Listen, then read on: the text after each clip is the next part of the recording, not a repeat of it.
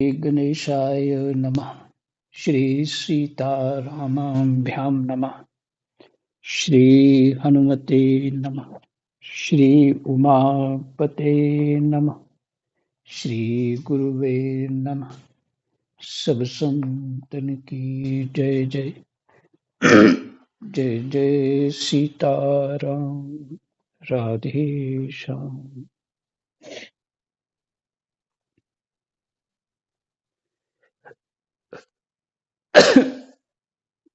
दशम स्कंद 88वां अध्याय।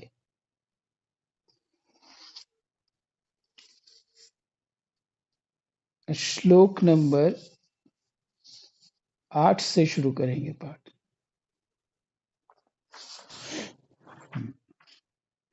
कृष्णाय वासुदेवाय हरये परमात्मने प्रणतः क्लेशनाशाय गोविन्दाय नमो नमः।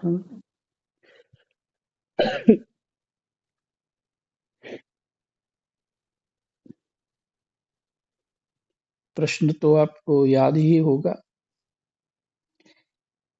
महाराज परीक्षित ने पूछा था कि भगवान शंकर की उपासना करने से जो समृद्धि जो जीव को चाहिए वो सब कुछ प्राप्त होता है, और भगवान शंकर तो त्यागी वैरागी बन के रहते हैं, निर्लेप रहते हैं। उनकी उपासना करने से संपत्तियां, सिद्धियां, सब कुछ प्राप्त हो जाता है जो जगत में चाहिए।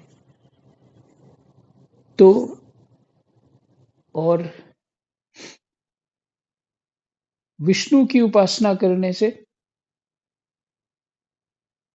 जो है वैराग्य प्राप्त होता है, जो है वो भी चला जाता है।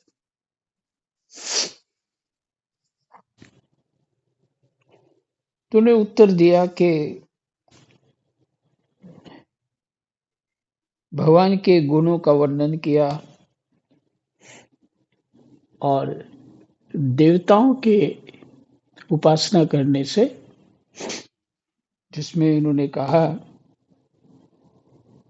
जो 16 तत्व के अधिष्ठाता है, उनकी उपासना करने से जो चाहिए वो प्राप्त हो जाता है जगत में। लेकिन विष्णु जो सत्व गुण प्रधान है, उससे मुख्य बात है वैराग्य उत्पन्न होता है।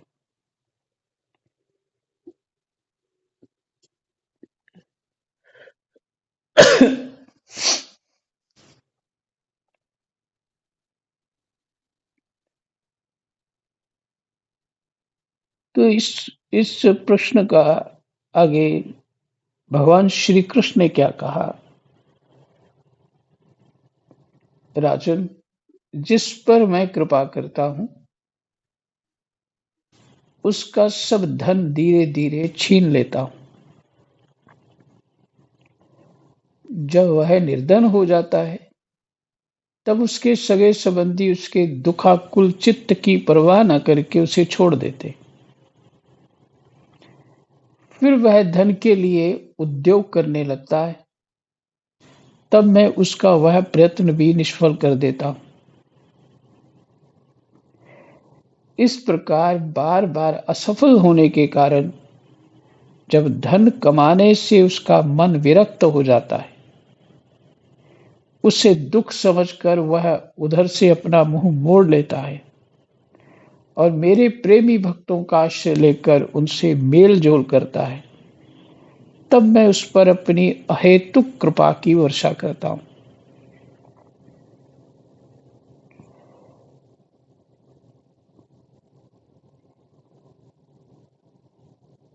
तब मैं उस पर अपनी अहेतुक कृपा की वर्षा करता हूं।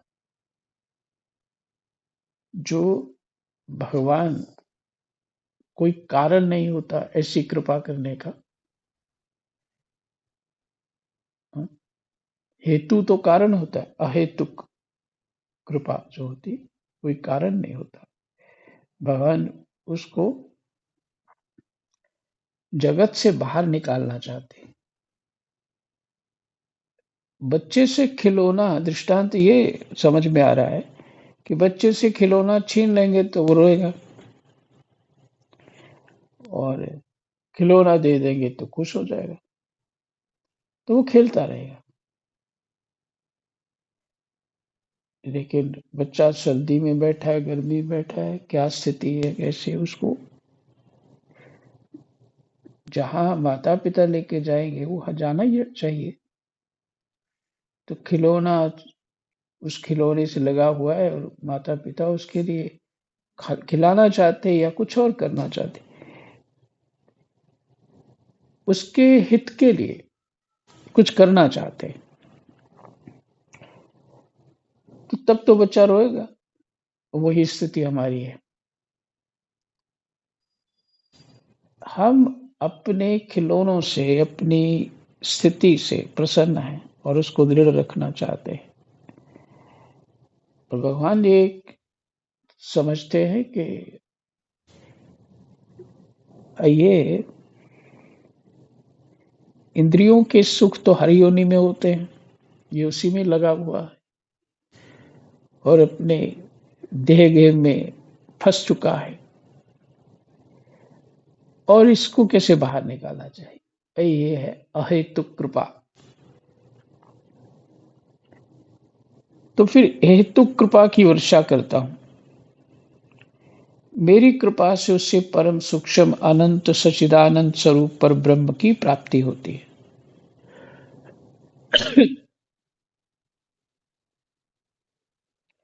वहां से भगवान ही चित्त हटाते हैं।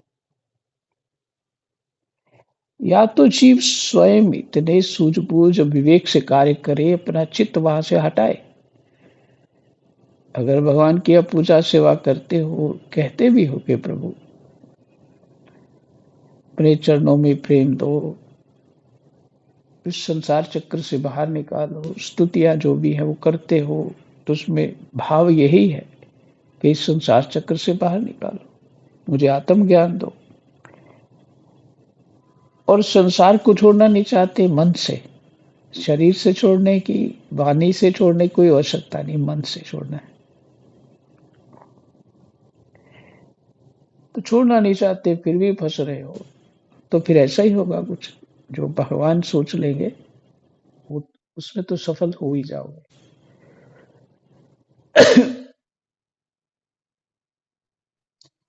भगवान आपको निकालना ही चाहते हैं। इस प्रकार मेरी प्रसन्नता, मेरी आराधना बहुत कठिन है। इसी से साधारण लोग मुझे छोड़कर मेरे ही दूसरे रूप अन्य अन्य देवताओं की आराधना करते हैं। दूसरे देवता आशुतोष हैं, वे झटपट पिघल पड़ते हैं। ये कौन कह रहे हैं? भगवान श्री कृष्ण। और अपने भक्तों को साम्राज्य लक्ष्मी दे देते हैं, उसे पाकर वे उच्छृंखल, प्रमादी और उन्मत्त हो जाते हैं और अपने वरदाता देवताओं को भी भूल जाते हैं तथा उनका तिरस्कार कर बैठते हैं। पीछे आपसे विचार किया था,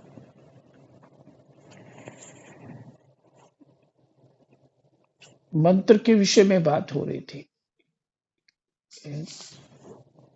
कि अभी हमारी स्थिति ऐसी नहीं है कि मंत्र को हम जाप कर लेंगे और वो फल मिल गया तो उसको कैसे संभालेंगे। क्योंकि क्रोध हमें बढ़ाता है, मोह बहुत है, लोभ भी बहुत है, अहंकार इतना है कि कोई सम्मान करता है तो बड़े खुश हो जाते हैं। ये अहंकार की पहचान है। कोई सम्मान करे तो खुश हो जाते हैं।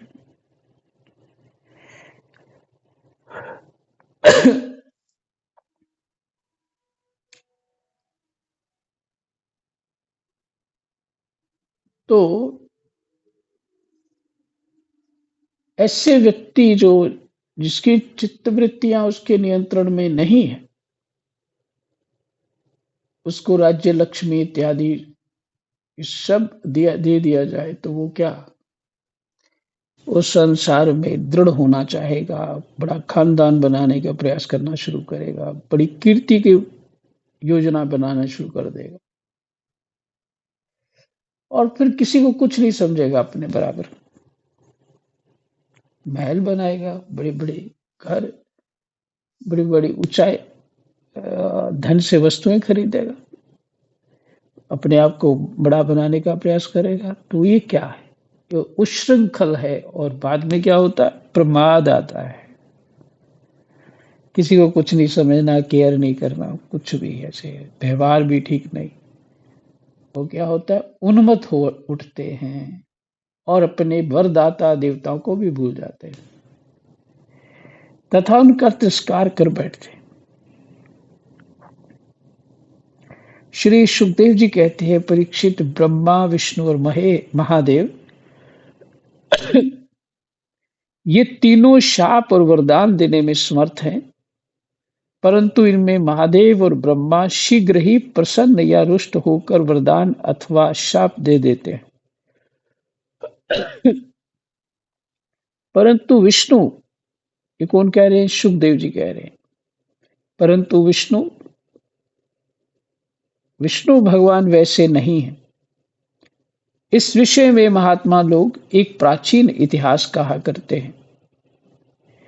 भगवान शंकर एक बार वृकासुर को वर देकर संकट में पड़ गए थे।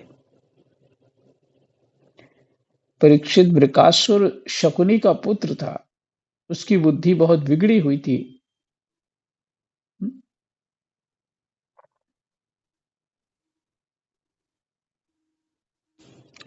एक दिन कहीं जाते समय उसने देवऋषि नारद को देख लिया और उनसे पूछा कि तीनों देवताओं में झटपट प्रसन्न होने वाला कौन है।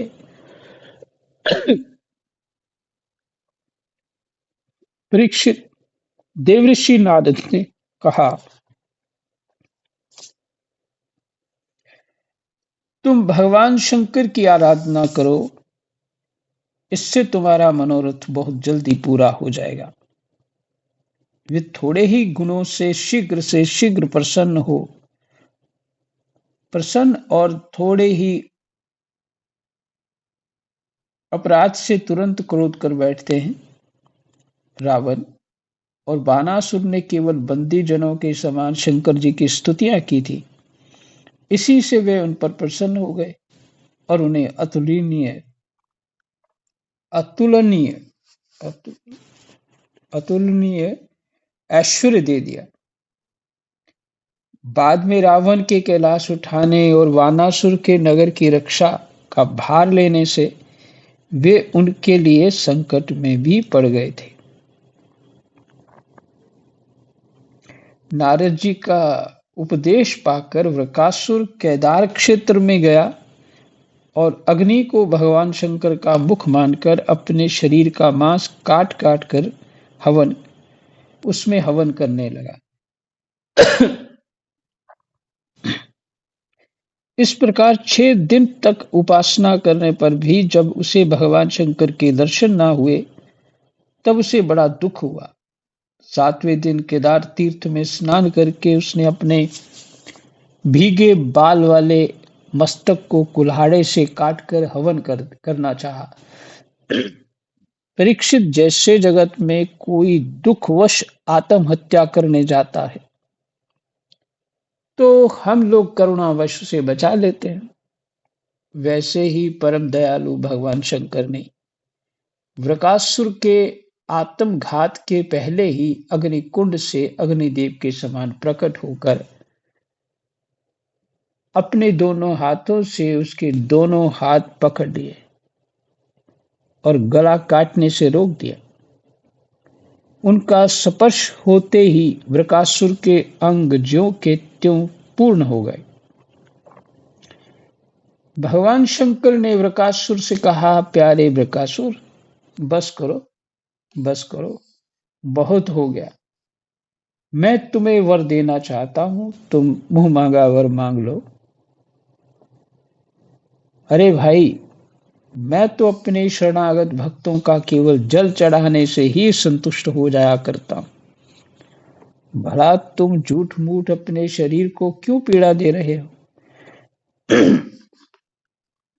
परीक्षित, अत्यंत पापी बृकासुर ने समस्त प्राणियों को भयभीत करने वाला यह वर मांगा कि मैं जिसके सिर पर हाथ रख दूं वही मर जाए। परीक्षित, उसकी ये याचना सुनकर भगवान रुद्र पहले तो कुछ अनमने से हो गए, फिर हंसकर कह दिया, अच्छा ऐसा ही हो।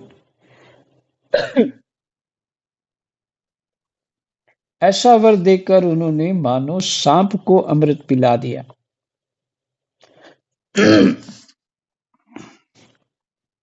भगवान शंकर के इस प्रकार कह देने पर वृकासुर के मन में यह लालसा हो आई कि मैं पार्वती जी को ही हर लूं। वह असुर शंकर जी के वर की परीक्षा के लिए उन्हीं के सिर पर हाथ रखने का उद्योग करने लगा। अब तो शंकर जी अपने दिए हुए वरदान से ही भयभीत हो गए। वह उनका पीछा करने लगा और वे उससे डरकर कांपते हुए भागने लगे। वे पृथ्वी, स्वर्ग और दिशाओं के अंत तक दौड़ते गए, परंतु फिर भी उसे पीछा करते देखकर उत्तर की ओर बढ़े। बड़े बड़े देवता इस संकट को टालने का कोई उपाय न देखकर चुप रह गए। अंत में प्राकृतिक अंधकार से परे परम प्रकाश में वैकुंठ लोक में गए। वैकुंठ में स्वयं भगवान नारायण निवास करते हैं। वो वैकुंठ लोक कहाँ है? अंत में प्राकृतिक अंधकार से परे परम प्रकाश में वैकुंठ लोक में गए। वैकुंठ में स्वयं भगवान नारायण निवास करते हैं। एकमात्र वे ही उन सन्यासियों का परम गति है। एकमात्र वे ही उन सन्यासियों की परम गति हैं जो सारे जगत को अभय दान करके शांत भाव में स्थित हो गए हैं। वैकुंठ में जाकर जीव को फिर लौटना नहीं पड़ता। भक्त भयहारी भगवान ने देखा कि शंकर जी तो बड़े संकट में पड़ गए। तब वे अपनी योग माया से ब्रह्मचारी बनकर दूर से ही धीरे धीरे वृकासुर की ओर आने लगे। भगवान ने मूंज की मेखला, काला मृगचर्म, दंड और रुद्राक्ष की माला धारण कर रखी थी। उनके एक एक अंग से ऐसी ज्योति निकल रही थी मानो आग धधक रही हो। वे हाथ में कुश लिए हुए थे, कुशा हाथ में रखी थी। वृकासुर को देखकर उन्होंने बड़ी नम्रता से झुककर प्रणाम किया। ब्रह्मचारी वेशधारी भगवान ने कहा, शकुनी नंदन वृकासुर जी, आप स्पष्ट ही बहुत थके से जान पड़ते हैं। आज आप बहुत दूर से आ रहे हैं क्या?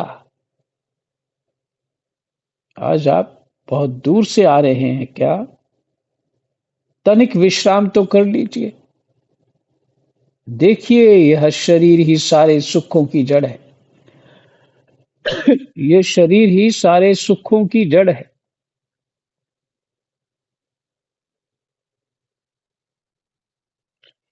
हाँ, ये भी बात है। जिसका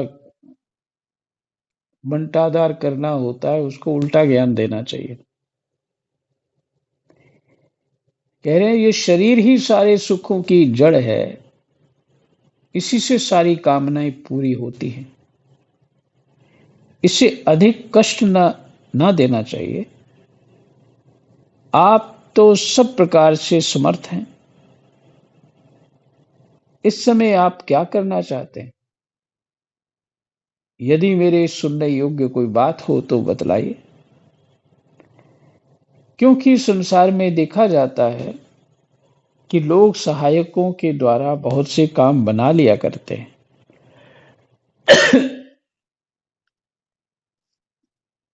क्या बढ़िया बात कही भगवान ने।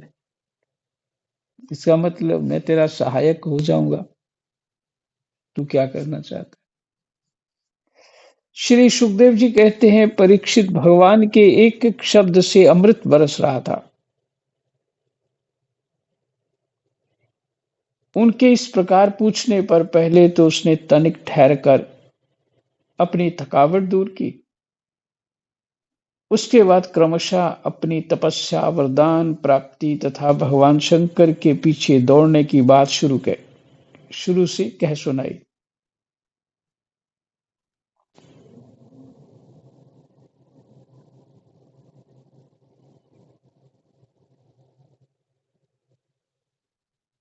श्री भगवान ने कहा, अच्छा ऐसी बात है, तब तो भाई हम उसकी बात पर विश्वास नहीं करते। आप नहीं जानते हैं क्या, वह तो दक्ष प्रजापति के हिसाब से पिशाच भाव को प्राप्त हो गया। मैंने पिशाच भाव को प्राप्त हो गया कहने का तात्पर्य पगला गए हैं शंकर जी।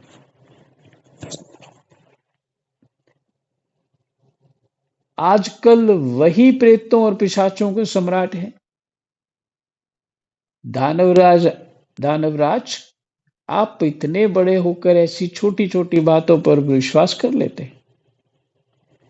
आप यदि अब भी उसे जगत गुरु मानते हैं हो और उसकी बात पर विश्वास करते हो, तो झटपट अपने सिर पर हाथ रखकर परीक्षा कर लीजिए।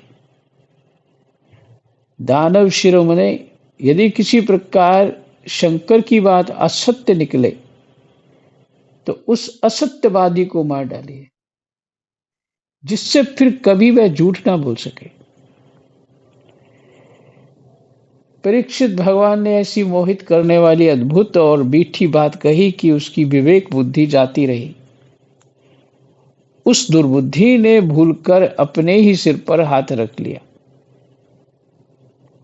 बस उसी क्षण उसका सिर फट गया और वह वहीं धरती पर गिर पड़ा, मानो उस पर बिजली गिर पड़ी हो।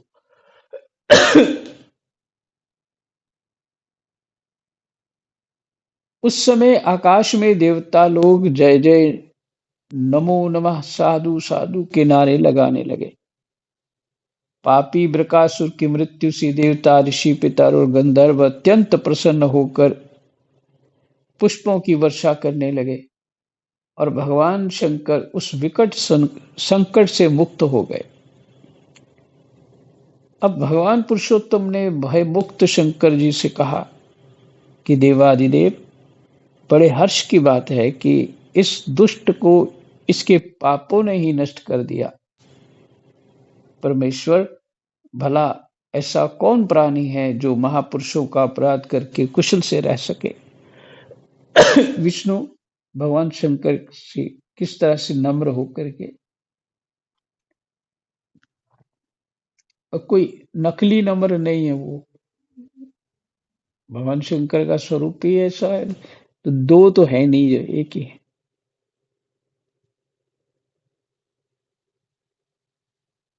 जो महापुरुषों का अपराध करके कुशल से रह सके, फिर स्वयं जगत गुरु विश्वेश्वर आपका अपराध करके तो कोई सकुशल रह ही कैसे सकता है। भगवान अनंत शक्तियों के समुद्र हैं, उनकी एक एक शक्ति मन और वाणी की सीमा के परे परे है।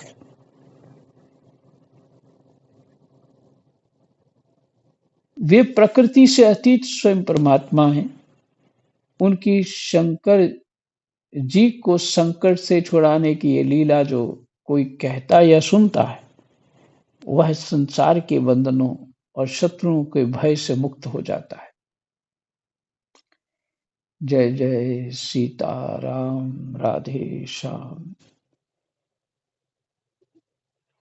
88वां अध्याय विश्राम हो गया। कृष्णाय वासुदेवाय हरये परमात्मने प्रणतः क्लेशनाशाय गोविन्दाय नमो नमः।